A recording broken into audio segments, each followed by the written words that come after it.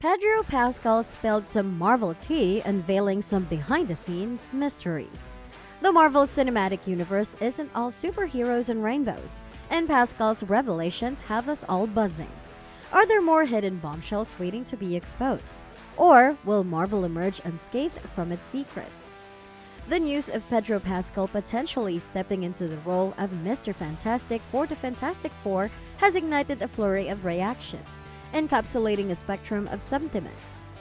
While Pascal is undeniably a talented actor, the casting choice has triggered a divisive response, with a notable faction expressing disappointment. This disappointment stems from the perceived association between Pascal's selection and Marvel's overarching financial priorities. Some fans and critics argue that Pascal's casting may signify a continuation of Marvel's recent trend of favoring established high-profile names over nurturing emerging talent. This perspective posits that such casting decisions could potentially compromise the artistic and narrative integrity of Marvel projects. The concern lies in the perception that the studio, driven by financial considerations, might prioritize star power over the essence of the characters and the storytelling prowess that has characterized the MCU. The myriad reactions to Pedro Pascal's revelations underscore the intricate tightrope Marvel walks, juggling audience expectations, the allure of A-list actors, and the creative essence that defined its earlier triumphs.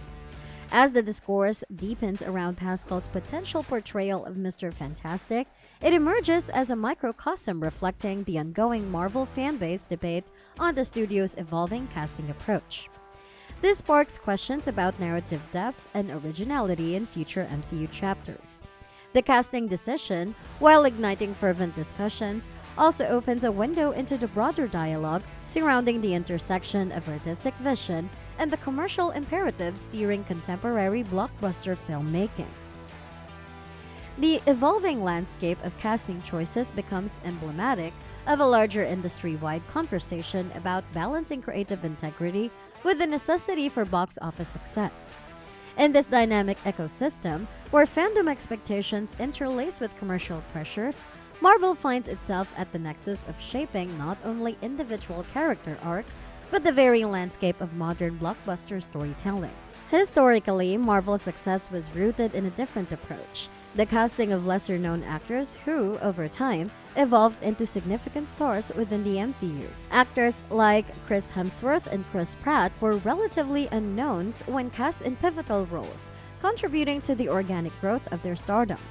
The worry now is that the shift toward high-profile established actors like Pedro Pascal may signify a departure from the earlier model that prioritized script quality and character depth over star appeal.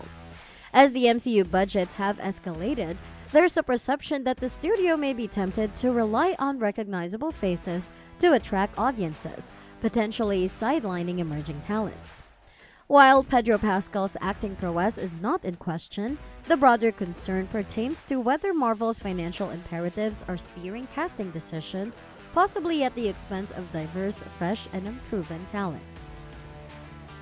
As the MCU continues to expand, striking a balance between star power and the creative essence that defined its early success becomes a critical consideration for maintaining the unique magic that captivated audiences worldwide. Criticism of Marvel's burgeoning budget centers on the notion that the studio's financial heft has engendered a risk-averse approach, adversely affecting the creative trajectory of the films. As budgets soar, surpassing the $200 million mark, the studio becomes increasingly averse to taking creative risk, creating a paradox where the more money is invested, the less room there is for experimentation. The post-production phase, intended for fine-tuning and polishing, becomes a battleground for creative differences. Marvel's colossal investments necessitate a cautious approach, resulting in extensive reshoots and alterations to ensure a film's financial success.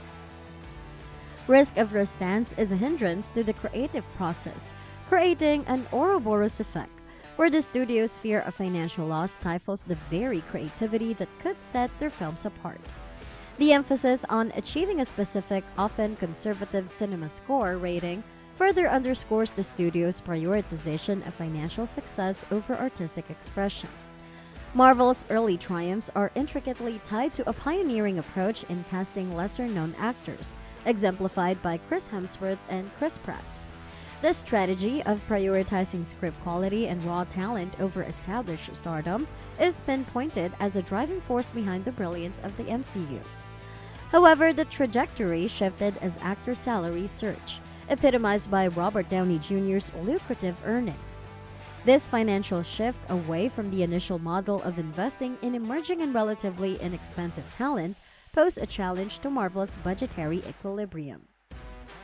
The ballooning salaries of A-list actors became a significant component of the overall production costs, altering the economic landscape of the studio. In response to these challenges, there's a proposal advocating for a return to the roots of investing in lesser-known talent, particularly for the Fantastic Four. The emphasis is on the long-term benefits of nurturing rising stars within the Marvel Universe rather than relying predominantly on established names. This strategy aligns with Marvel's earlier successes, fostering a dynamic where the characters themselves, rather than the actors portraying them, emerge as the focal point. The critic of recent Marvel films with inflated budgets centers on how the studio's financial investments have begun to wield significant influence over creative decisions. This financial weight, when excessive, risks compromising the artistic integrity that originally propelled Marvel to success. The shift towards hiring directors rather than empowering them to make independent creative choices is exemplified by Edgar Wright's departure from Ant-Man.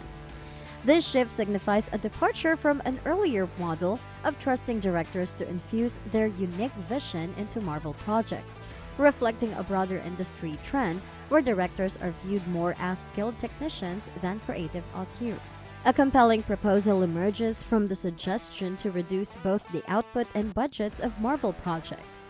The scarcity principle, integral to Marvel's initial success, is brought into focus.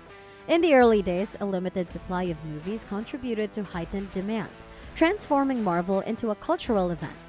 By revisiting this principle, the strategically management of content distribution, Marvel could recreate the sense of anticipation that made each release a significant cultural moment. However, concerns loom over the saturation of Marvel content on Disney+, potentially diminishing the appeal of theatrical releases. The fear is that an oversupply of content, particularly on streaming platforms, might dilute the uniqueness and event-like nature that theatrical releases once held. As the MCU evolves, the challenge lies in preserving the innovative spirit that defined its early years. The fate of Marvel's creative legacy hangs in the balance.